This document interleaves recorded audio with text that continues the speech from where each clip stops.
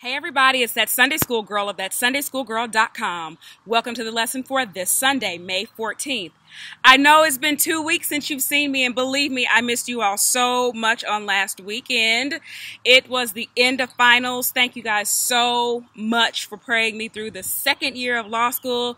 Only 2 or 3 grades have posted so far, but we're coming in pretty good, so I appreciate your thoughts, your prayers, all of that. And last weekend, it was just, I just couldn't swing it. And this weekend, I'm actually pushing it. I moved out yesterday from my apartment. My car is right there. We're getting ready to head back to Texas this afternoon. And as soon as I make this video this morning, I'm headed to graduation at the law school for those folks who are leaving us this year. So one of those people I want to say congratulations to, and that is Mr. KRISTON GUILLOT. And you all have gotten to know my friend and my brother this year, as he has helped me in really challenging weeks by standing in for me for the lesson. So if you'll do nothing else on this video, of course I ask you to share it, but please make sure that you leave a comment below and congratulate KRISTON GUILLOT, JD. He has completed his law school course, and I could not be more proud of him. Listen, if you're new around here, welcome. You have just joined the largest cyber community of Sunday school students on the World Wide Web, and I am super excited that you're here. I'm going to ask everybody to do 2 things. Number 1, hit the subscribe button. And you know what? I really haven't been paying attention. There's another button that lets you select whether you want notifications from this channel, and if you select it, you will get the email that comes out when the video is uploaded. So that's a really cool feature. So make sure that you do both of them. And yes, I'm going to ask you to share this lesson with someone on this week. So obviously I've got just a couple of minutes to get this right, but I promised you that I would try, and I wanted to make good on my promise. So let's go ahead and get into the lesson for this week. Oh my goodness, I had to hop back in for just a second. What was I thinking? I'm not that busy. It's Mother's Day weekend. Slow down.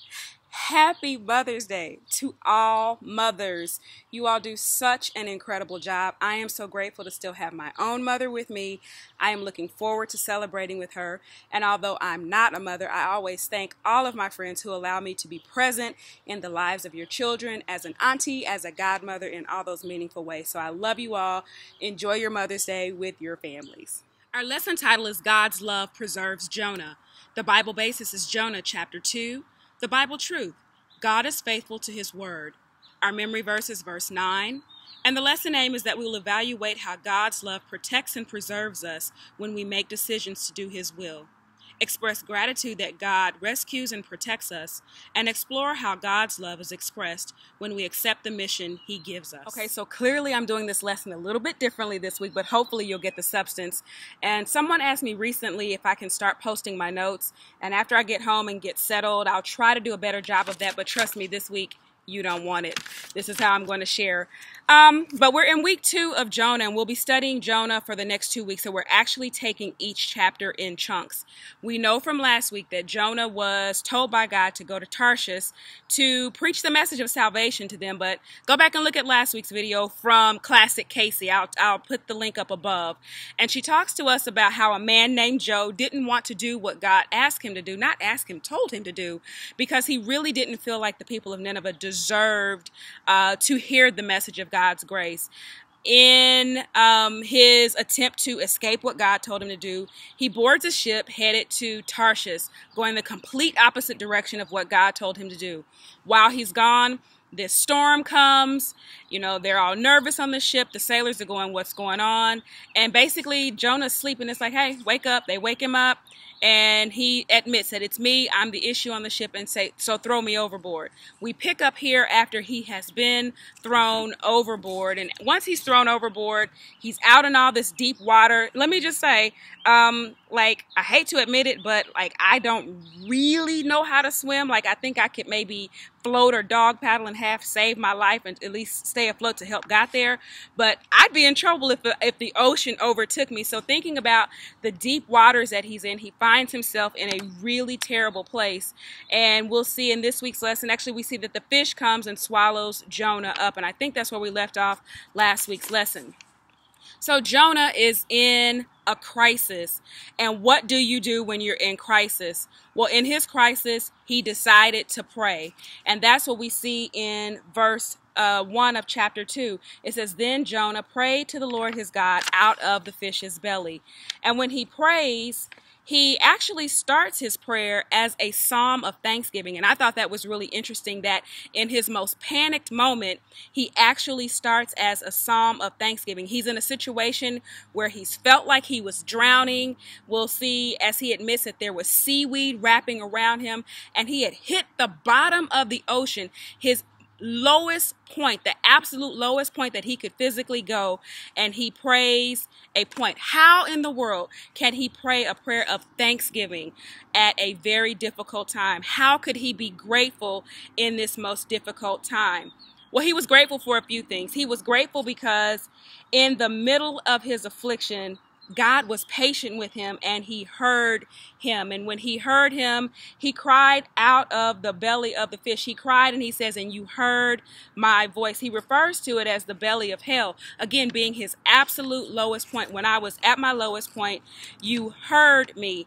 And he also goes on to say that you, in verse 3, for thou, you, King James, had cast me into the deep and in the midst of the seas and the floods. Now, if you think about the floods compassed about me, if you think about it, who actually threw Jonah into the ocean? It wasn't God. And yet in verse 3, he says, you cast me into the deep. So he realized that even though he had a lot going on, even though he had been disobedient, that God himself allowed that to happen. He never took his hand off of him. He himself allowed him to be, God himself allowed Jonah to be thrown into the deep. I thought this was interesting as I reflected on last week's lesson again, thinking about the fact that it was the captain and the sailors who actually threw Jonah overboard. And when they woke him up, out of everyone praying on the ship, on the boat, praying to their respective gods with lower G's, Jonah's prayer was the only prayer that mattered. And it made me ask myself, what is it that we are supposed to pray about, and what situations are we in where our prayer is truly the only prayer that matters, and are we sleeping when we should be praying? But again, Jonah has prayed from a very tough place, and that tells me that even when we're in really tough, really challenging situations, our ability to pray is never taken away. So Jonah is in the belly of this fish, and he's in there for 3 days and 3 nights. And we see parallelism with what would ultimately happen with Jesus Christ, that he would be in the grave for 3 days and 3 nights. If you look at how the writing of Jonah's prayer, you'll notice that it's not like a bunch of rhyming words, but it really speaks in parallel thoughts. And if you look at verses 2 and 3, you'll really see parallel thoughts. So again, in verses 1 and 2, all he's done is recap what's happened. He hasn't repented. He hasn't done anything. One more mention on verse 3. He also mentions that the seas and the floods had compassed him. And again, he's reflecting on the fact that God's hand is on him. And yet the very thing that God created that also could have wiped him out, God himself could have chosen to do it. But then the thing that was surrounding him that even God created, God did not allow that to overtake him. He uses an interesting choice of words. You cast me into the sea. And my neighbors are honking. To cast means to be thrown out. Now, back in chapter 1, yes, they cast things out of the ship. They threw them into the water to, relieve the weight of the boat so the boat would stop sinking. But here he's talking more. In fact, his language is very psalm-like. He's probably doing what we do when we get in really challenging situations. When things get tough, there may be a scripture that comes to mind, or maybe a song that you heard when you were younger, or a hymn of the church that suddenly has new meaning to you when you're in a tough situation. And that seems to be what's happening here as he talks about being cast out. Very similar to the language that David uses when he says, cast me not away from your presence. In other words, I don't want to be out of the presence of God. Verse 4 says that I had been cast out of thy sight. And interestingly enough, it seemed like that's what Jonah wanted, to be cast, to be out of God's sight. In fact, he did everything that he did in his own mind to be out of the sight of God.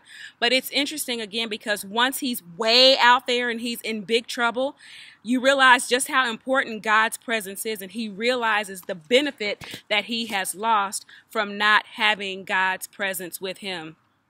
he describes again this experience like being in the belly of hell. Now, he is not in hell, but the way I was reading this is like to be cast out is like a sinner who basically gets what they've asked for. They've chosen to walk away from God, chosen not to have his presence. And so to be in that fish's belly is like the idea of hell, which is basically the reward that sinners will get for exactly what they've asked for, not to have God's presence. Verse 5 talks about the water being all around him. And again, he's sinking. I told you we'd see this. There's seaweed wrapped around him. And again, seaweed is tight. I mean, it's like a tangle. My mother was adjusting some blinds in the house last night, and it's got like 4 cords to it, and it seemed like the more she would try to pull it to adjust, the cords would just get tangled up to the point that it seemed like it was just a knot. Seaweed was like that around his body. It was so much that it was squeezing life out of him, and it was so bad, and yet it wasn't as bad as it would be, because he reflects on the fact that he actually sank down to the bottom of the mountains again, the absolute lowest point he could be. So he's in an incredibly life-threatening situation. This is a life-threatening moment. And in that moment, verse 6 says that when I was at my lowest point, you sent the fish. You sent the fish, and you brought up my life from corruption, O Lord my God. Verse 7 says that my life was about to leave me, and then I remembered God. Now, I find this interesting, and I say this often, that it's when we get in our tough situations that we remember God. Like, he wasn't thinking about God. In fact, he was trying to run from God. But in this tough situation, oh, I remember. And not just the word remember. It was all of a sudden I remembered the commitment and the devotion that I once had to God. All of that comes back to mind. And in this moment, he's basically saying, and I want to renew that commitment with you. It was his moment of surrender. Verse 7 is really where he acknowledges that I tried to run and I realized I cannot outrun you.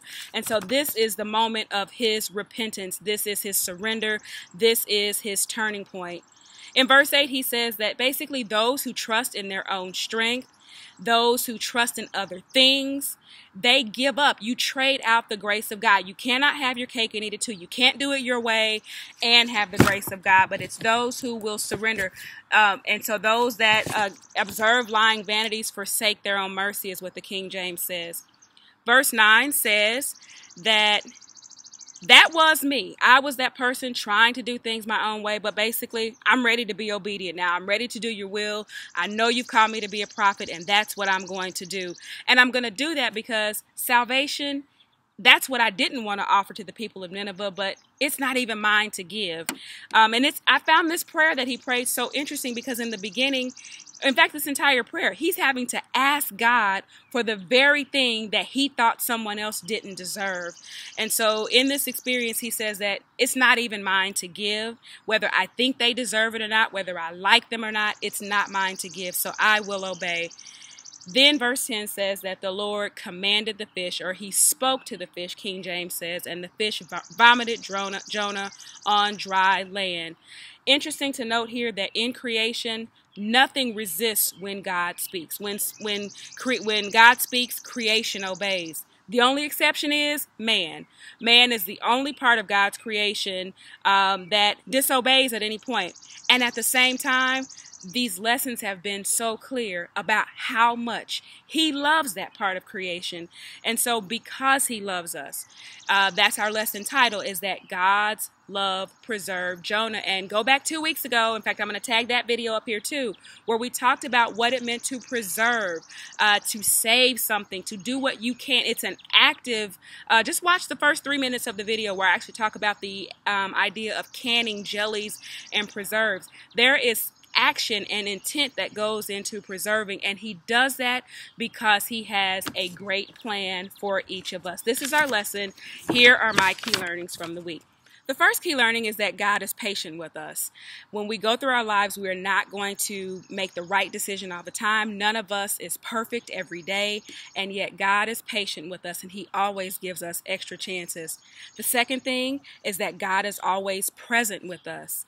Even again, when we don't make the right choices, when we're at our worst, when we're in our bottom places, God is always present and ready to bring us up. That's my third point, that he can bring you and he can bring me up and out of any mess that we find ourselves in. But the key is that we have to turn to him and we have to ask for him, because number 4, that's what he wants. He simply wants the yes out of our lives. He wants the surrender out of our lives. And he's not just a God of second chances, but he's a God of many chances. That's all for me. I've got to run. Got to head to the hooding ceremony. But you guys have a great weekend. Of course, I want to know anything that you got out of the lesson. Please don't forget again to congratulate Mr. KRISTON down in the comments. And let me know anything that you got out of the lesson. I'm going to hit this graduation and then hit the road. Texas, here I come. You guys have a great weekend. Bye-bye. Yeah.